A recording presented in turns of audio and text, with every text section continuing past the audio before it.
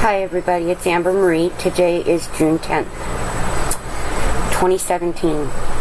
Very hard day for me. It's not supposed to be. Tomorrow is going to be much worse, I'm sure. You see, tomorrow is supposed to be Snowy's 18th birthday. But, as you guys know, Snowy is in heaven with my dad. My birthday's 2 days after that, and we've never celebrated my birthday, not ever in my life, so I just don't really care. It's just a marker. But then on the 18th, it's the anniversary of my dad passing away, and on the 20th, it's what would have been Frosty's 9th birthday. Nice little grouping there, right? So one of the two toughest periods of time for me. Kind of three, but you know, I lost Snowy and Frosty 9 weeks apart, and their birthdays are 8 days apart. So, sorry, 9 days apart. So it's a hard period of time. Those two, you know, December 12th,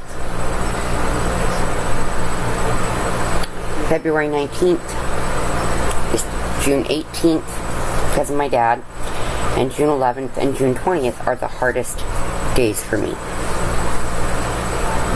My dad's birthday is November 8th, and he was kind of like me.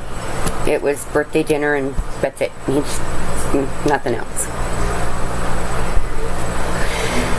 He always said if I need something I'll go buy it, so it just makes it impossible to shop for him, is what he said, is the way he was, but he had a long life, so it's easier to handle that.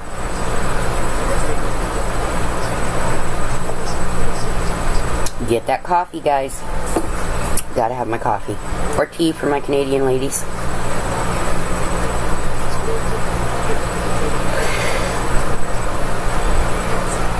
So if I'm kind of non-responsive over the next 10 days, please be patient and understand that I don't know how much I can handle. I've already broken out crying this morning.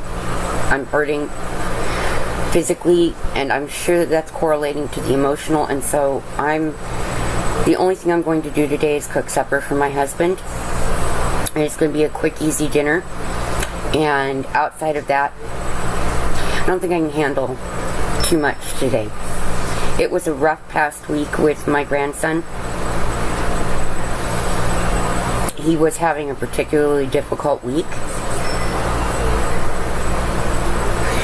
Now he is over having a play date with a neighbor's daughter who's his age and speaks very well, and we're hoping that that's going to help encourage him to talk more. She's a sweet little girl, very cute. Absolutely gorgeous, just a little shorter than Danny, and a little blonde girl. He's a little blonde boy. I wonder if I can prearrange their marriage. Anyway, I know that sounds awful, but she comes from a good family. Father's a Marine and a licensed psychologist, so intelligent people. Mom's had a director of nursing. She comes from a good background, which means she's got a good, strong, loving family, because I met her father, and turns out I've been communicating with him over our neighborhood watch system. Very nice gentleman.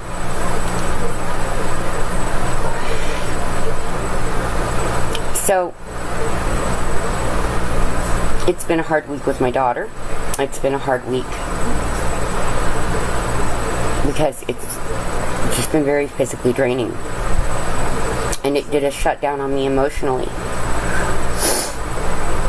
And now I'm in a flood of sadness and memories, because every time I close my eyes, I see snapshots of time with Snowy and Frosty.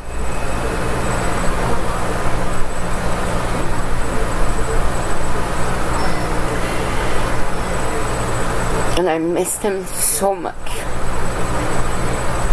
I know some of you are going, okay, they're dogs. No, guys. They were my babies. Still, he helped me learn to walk again. Frosty brought me things when I needed it. She went everywhere with me. She got me medication and brought it to me. You would hand her something, tell her take it to Mommy, and she'd run all the way up the stairs with it and hand it to me.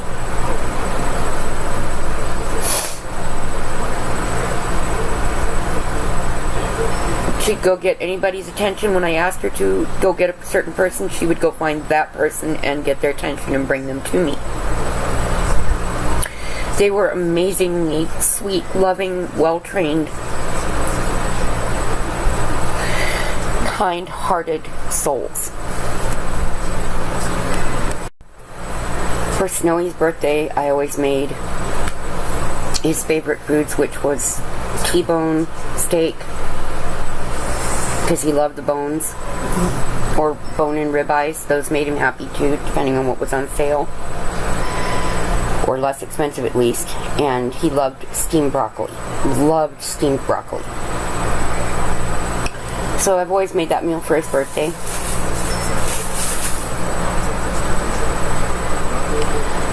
Oh, tough subject, right?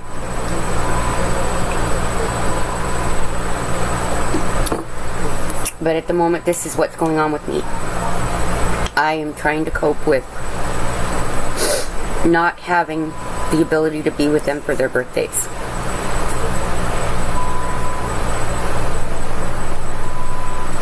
I miss them very, very much, and I know that they're in heaven, and I know that they're with my dad and my grandparents, and I know that I will see them again someday. I know all of that. To the depths of my soul, I know all of that.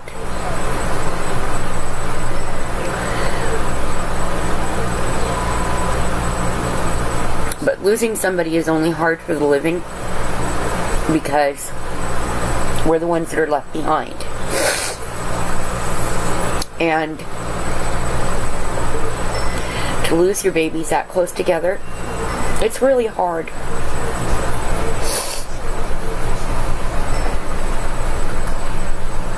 You know, and I had them from little babies. Frosty was so tiny. Snowy was almost 2, but he was only 19 pounds. He was so emaciated and so very frail and sick and abused when I got him. And it took years to help him overcome all of what had been done to him.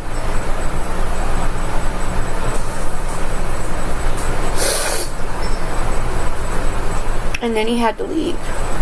And Frosty, and he died so suddenly, no warning at what was coming. I mean, we had some warning with Snowy because of the seizures, but with Frosty, there was nothing. No warning at all.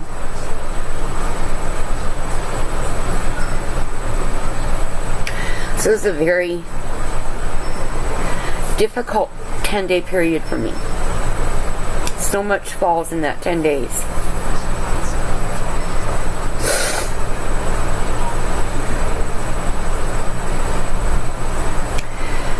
Oh. And on the 18th this year, the day that my dad passed 9 years ago, my husband will be in his hometown. And I can't go. It's too expensive. Or believe me, I'd hop on that plane with him and go. I haven't been to St. Louis in a long time. And I have a cousin that they think lives down there. And I haven't seen him since the day my grandfather's wake was, when I was 10. And he gave me my first guitar.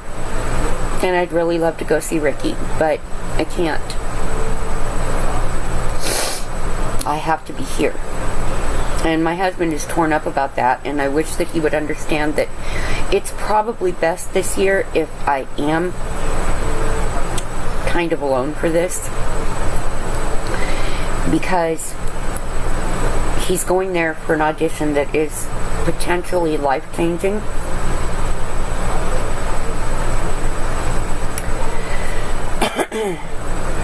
And if it could work out to all occur in my dad's hometown, my dad would smile down on that so big. so big. So, yeah, it's just a lot this week, and I hope that you guys will be patient. If I don't know how much I'll be posting. If you haven't noticed, I'm not posting a lot this last few days because my grandson's been a few handfuls, and my daughter's been more handfuls than I have. Yeah, she's 23, but it's been that week.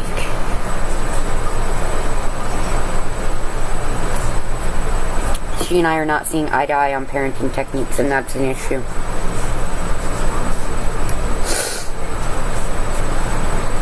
Oh, okay. So, for anybody who's asking what am I doing for my birthday, not a damn thing. Same thing I've done for the last 47 birthdays, nothing. Guys, I've never had a party, there's never been a celebration, there's never a big deal about my birthday. I don't know why it was that way, it just was. And that's never changed. My birthday's always fallen where finances do not permit for us to do anything for my birthday. But my kids always acknowledge it, and that's what matters. They go, happy birthday, Mom, I love you. And that's what matters. But they remember it. Now, I know my son has to have it as a reminder on his phone, but there's a lot that goes on in his head, and he'll forget it's the 13th is what happens. And he knows I really don't care. I'm like, whatever. Guys, it's just another day. But I guess this year it's a little harder.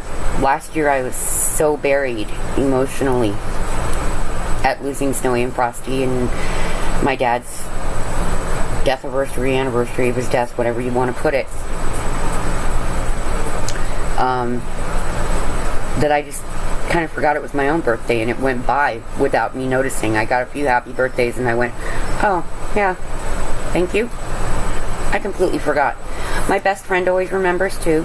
She's so good about it. That's my Rosie. She's my sweetheart. And I'm going to have to contact her so I can see her the day before anyway. For a couple of minutes. So it's just one of those weeks, guys. I hate the month of June. Hate it. And I'm not really fond of December anymore, or February. Yeah. So, happy life, right? Because if it's true that it's happy wife, happy life, that is not going to be the occurrence around here. His wife is not happy. Wife is just, I don't want to get out of bed. I don't want to deal with all this. I hurt and I really don't care what's going on. As long as my puppies are taken care of, you know, I know my kids are taken care of, my grandson's taken care of, then that's all I have to worry about. It just is. Okay, so if I look like I'm kind of antsy and shifting, I am, but there's a good reason. Right behind me, right here, is Ladybug. Hi, buddy. And she keeps putting her little back paws in the base of my back, right at the top of my behind, and pushing to get comfy. Oh, bugger. She's like, Mom, you're moving. Get out of my way. Move, old woman. Move, old baby. Yes. She's so precious. And she had a massive seizure the other day. And so I'm kind of worried and scared, and I'm sure that set off a bunch of the crying because I lost Snowy as a result of a day of seizure after seizure after seizure.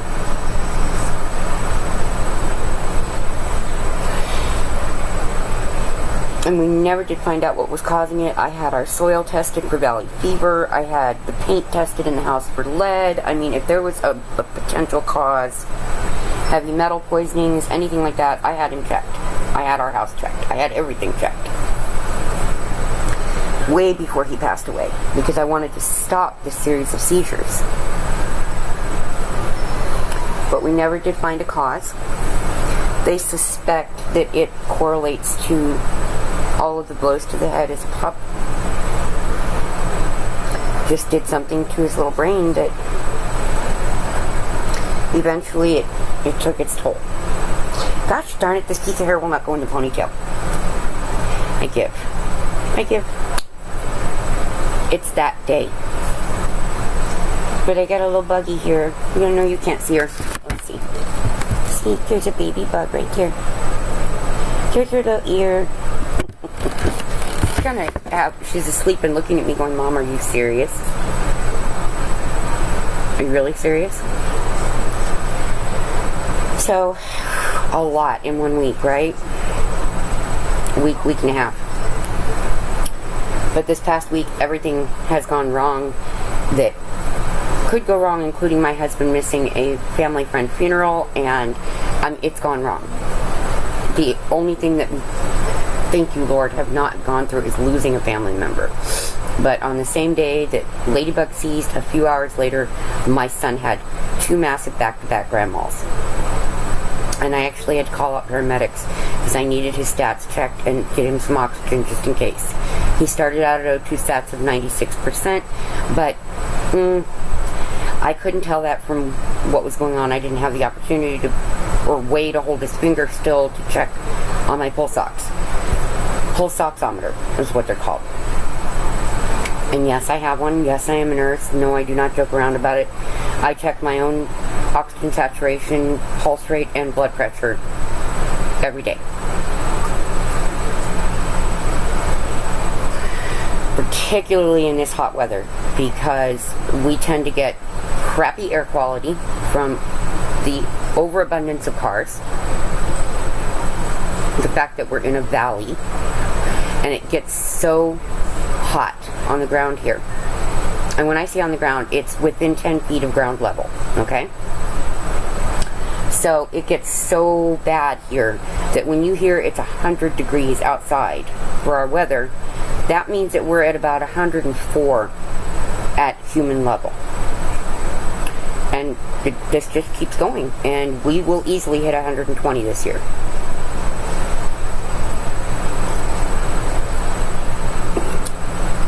We're hitting 110 this coming week. Joy.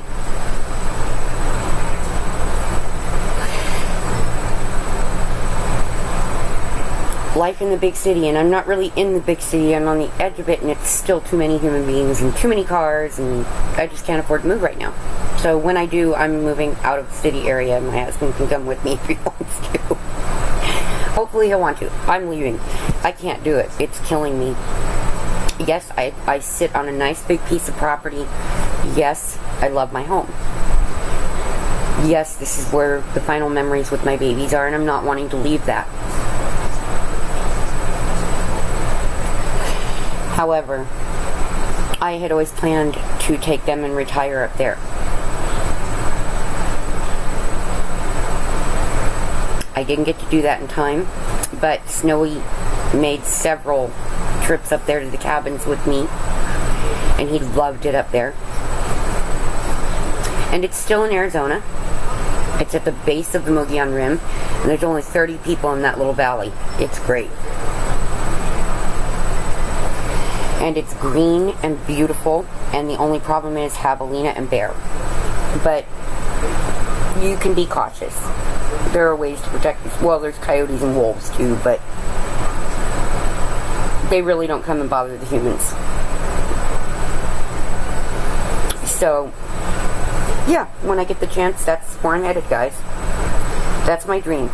That's the last dream I have. Sorry, that little piece of hair was driving me crazy. That's the last dream I have in my life, is to go and live out my days up there. And I'm not saying the name of the place because it's such a tiny little place. I don't want to be located once I go there. I just want to be left alone.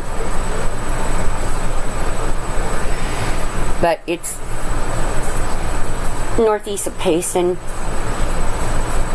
so it's chilly all the time. There's never hot, muggy hell up there, but I'll have to learn to deal with some snow. But it's not like dealing with y'all snow in Canada. Whew, no, Girls, I could not handle that. My body could not handle that. I don't know how you are, Bev. It's ridiculous up there. But the sad part is I won't get to see my Coyotes play anymore. But I think I can live without seeing hockey. I went many years without a hockey game. I can do it again. I'll only come into town to see my doctor, because I'll make my kids go to Costco and stock up for me.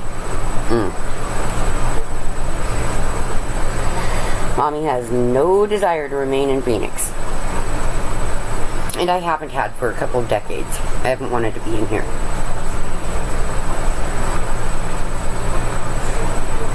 I'm just tired of the influx of humans, the price of everything going sky high,